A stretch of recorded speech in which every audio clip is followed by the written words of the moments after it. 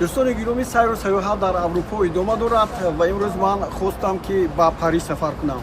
пеш аз ҳама ба ман гуфтанд ки ба Париж рафтан шояд ман боз гум нашавам дар роҳ, аммо фикр мекунам ки тавассути тайёраҳо, тавассути қатораҳо, тавассути яъне поезду самолёт аллакай ба ҳар ҷо сафар кардам.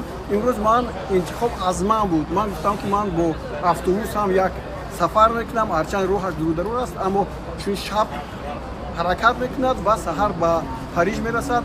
Ман ҳамин сайрро, яъне ҳамин гӯем самти ҳаракатро интихоб кардам ва ҳоло ба Париж меравам. Чӣ гуна? Оё ман гум мешавам ё не? Бубинед.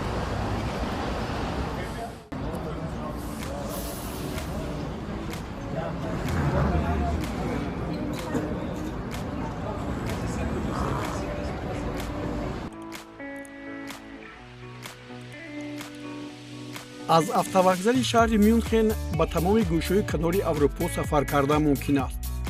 хатсайрҳои мувофиқ бо мусофиркашҳои аз нигоҳи замонавӣ пешқадаму нав соат ба соат сайёҳонро аз гӯшае ба гӯшае мебаранд.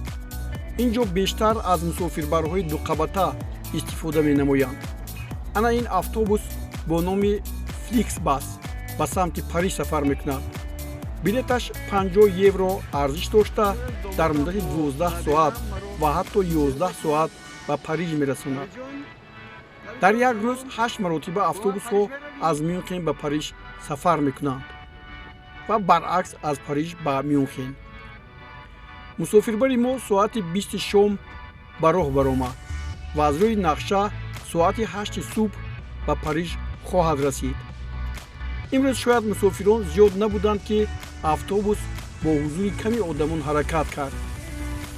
Flixbus дар роҳ шаҳрҳои зиёдеро убур мекунад ки намоёнашон Аусбург, Ульм, Штутгарт, Карлсруе, Страсбург, Мец ва ғайраву ғайра мебошанд. дар шаҳрҳои бузург бо таваққуф кардан муддате боз ба роҳ мебароянд. роҳ миёни Мюнхен ва Париж 827 километрро дар бар мегирад. майдонҳои васеъро ба хоҷагидориву зироаткорӣ истифода мебаранд. ин ба чашм мерасад. ба назари ман чунин расид ки мо аз Мюнхен то ба Париж ё худ Порис хеле тез расидем. шояд аз ҳаловати сафар ва кайфияти ҳаракати мулоиму ороми мусофиркаш ҳам бошад. инак ба Париж ҳам расидем ва зуд тавассути роҳи зеризаминӣ метро роҳи бурҷи Эйфелро пеш гирифтам.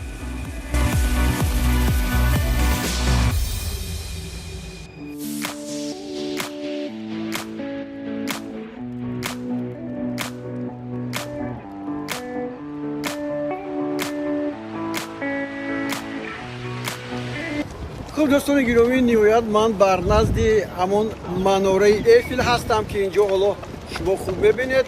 ҳама гумон доштанд ки ман то ба инҷо намерасам ва инҷоро пайдо намекунам, аммо на он қадар душвор аст бо ман харита аст ва ин харита тавонист ки маро то ба инҷо орад. аммо боз ба вақти ман имрӯз ҳам борон аст. имрӯз ҳам борон аст. намедонам аз чӣ шурӯъ кунам. танҳо аз дидани ҳамин манора ё худ инчунин эро ҳам бурҷи Эйфел ҳам меноманд ва ин аз маъруфтарин ҷойҳои намоёни ин кишвар аст ки бисёр сайёҳон ба инҷо меоянд ва инро ман аллакай эҳсос мекунам ва ба шумо ҳам нишон хоҳам дод ки чӣ қадар инҷо сайёҳон ҳастанду новобаста ба ин бороне ки ҳоло инҷо идома дорад меоянд то аз наздик бубинанд ки Эйфел чӣ аст. бурҷи Эйфел дар маркази Париж ҷойгир шудааст ва машҳуртарин ёдгории меъмории он ба шумор меравад. ба номи меъмор ва тарроҳаш Густав Эйфел номгузорӣ шудааст. манора 300 метр баландӣ дорад. худи меъмораш Эйфел онро бо номи манораи 300 метра муаррифӣ намудааст.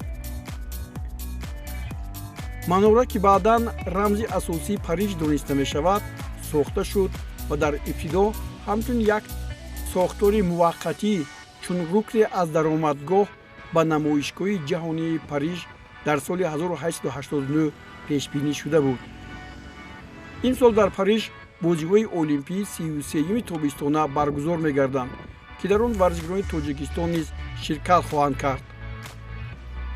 ба қавле онҳо аллакай ба ин ҷо омада дар шаҳраки олимпӣ маскан гирифтанд ва ҳатман барои дидани бурҷи Эйфел ба ин ҷо меоянд.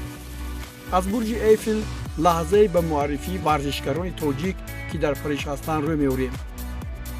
дар Олимпиадаи Париж Тоҷикистонро 14 варзишгар муаррифӣ мекунад. гурӯҳи аз ҳама бузургро намояндагони Федератсияи ҷудои Тоҷикистон ташкил медиҳанд. инҳо Эмомалӣ Нуралӣ, Беҳрӯзи Хоҷазода, Сомон Мамадбеков, Комроншоҳи Устопириён, Ҷаҳонгир Маҷидов ва Теймур Раҳимов мебошанд. маҳз вохӯрии ҷудочиён аз рӯзи 27 июл шурӯъ мегардад ва онҳо аввалин варзишгароне хоҳанд буд, ки аз Тоҷикистон дар бозиҳои олимпӣ ширкат меварзанд. Баҳодур Усмонов, Миҷгона Самадова ва Давлат Болтаев шарафи мамлакатро дар риштаи бокс ҳимоя хоҳанд кард. Мунира Абдусаломова дар риштаи таеквондо, Виктор Расадин дар риштаи гӯштии тарзи озод, Екатерина Бардачова ва Фахриддин Маткамов дар шиноварӣ, инчунин дар варзиши сабук Фаворис Музрапов дар Олимпиада иштирок менамояд. маросими ифтитоҳи бозиҳои олимпӣ дар Париж 26 июл баргузор мешавад, ки он бори аввал на дар варзишгоҳ, балки берун аз он сурат мегирад. аз ҳамин ҷое, ки ҳоло мебинед, дар рӯи дарёи Сена ва атрофи манораи Эйфел он гузаронида мешавад. Теймур Раҳимов, варзишгари машҳури тоҷик дар риштаи ҷудо, парчамбардори ҳайати варзиши Тоҷикистон дар маросими ифтитоҳии бозиҳои тобистонии олимпӣ дар Париж хоҳад буд. ин барномаи худро ин ҷо ба поён мерасонем.